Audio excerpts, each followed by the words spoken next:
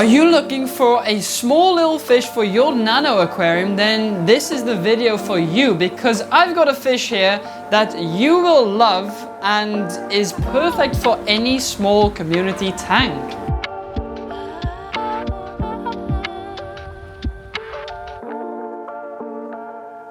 The fish I'm talking about is the fork-tailed rainbow fish, also known as Pseudomugil Furcatus, at least that's the scientific name.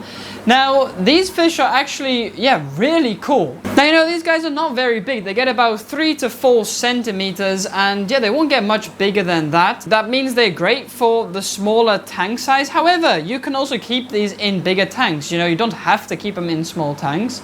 Now, these guys are originally from like Australia, also a bit Asia. It kind of mixes, but most rainbow fish are from Australia, of course. And these guys are just so beautiful. They are, they have this bright yellow color, or like on the tips of their fins, they have this bright yellow color, especially the males. With the females, a little bit less, but the males for sure are very beautiful. Now, they also have like this orange, kind of chest almost, which the males will develop. Now, the females don't generally really have that, but the males do. So in general, the males are more beautiful than the females with this fish. They're also very peaceful with other fish, so they won't bother any other fish, to be honest with you. Yes, they are a little bit hyper energetic sometimes. However, they don't really bother the other fish, which is great, of course. Now, here's another thing. Usually once you buy them, at least here in the Netherlands with me, you'll buy younger ones. So the younger ones don't generally have as much color, and they're not as developed yet. For example, in a tank behind here, which I'll show you as well, those guys don't really have that much color yet. However, I do have a breeding colony, which is up in the tank there, which I'll also show you. And those definitely do have more color. I'm just looking at them now. The males have like that, bright yellow orange chest, and also, of course, the yellow fins, like on like the tips of their fins. So they are a very cool fish to look at. And I quickly also mentioned before, but they have like they're quite energetic. They swim a lot. They also generally will stay in the top portion of your fish tank. So they won't really go down much. I mean, of course, if there's like food down below, then they will just dip down and have a look and eat some of the food. However, generally they'll be at the top, and that's what they're known for. Now, as for water parameters then, like I always say, water parameters are not that important with certain fish, especially these kind of fish, which are usually locally bred. However, I will mention them. They do prefer a little bit more slightly harder water, slightly less acidic, so 7 to 8 pH wise, and GH also a bit higher. And now they also prefer to have their temperature around 22, 23, 24, not too warm at least. I think they do better when the temperatures are a little lower. Now you will see if you do put higher temperature, they'll be a bit more active even. But I think it gets to a point where it's not even that great for the fish anymore.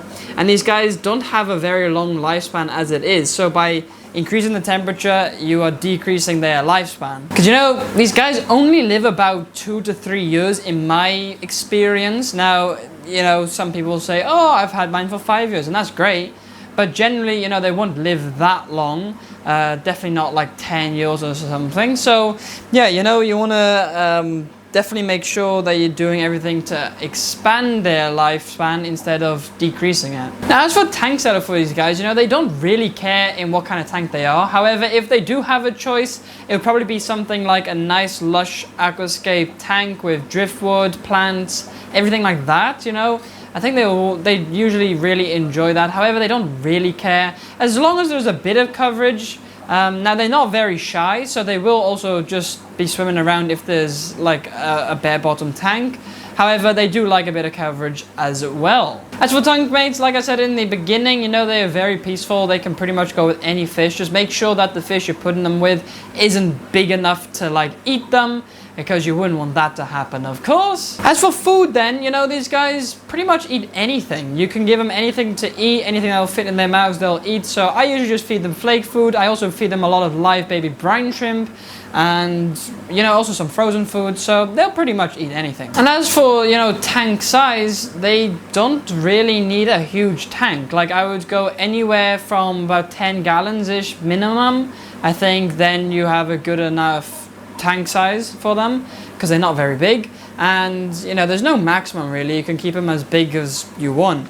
That's totally up to you. Now for breeding then, these guys are actually pretty simple to breed. Now I haven't, well, I kind of have bred them before. At least I've gotten eggs. I haven't really raised them, but it's not that difficult. So here's how you do it. Essentially what you want to be doing is you want to get a group.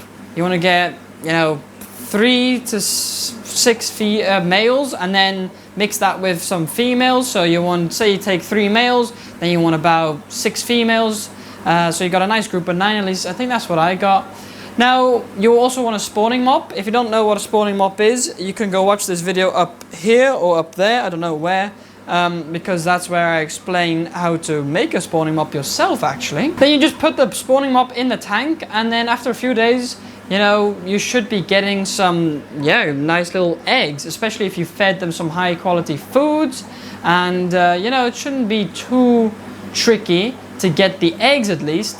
Now the eggs are quite small, but once you have enough eggs, you just take the mop out or you take the parents out. You let the eggs hatch and then you'll have some wigglers. Those will become free swimming and they're absolutely tiny when they hatch, by the way. And then you want to give them some food. Now you want some tiny foods that they can actually eat. So like egg yolk, maybe Hikari first bite, stuff like that. Now once they're big enough to eat baby brine shrimp, that is definitely the food you want to use because baby brine shrimp is just a power food. It's great, you know, it's a live food.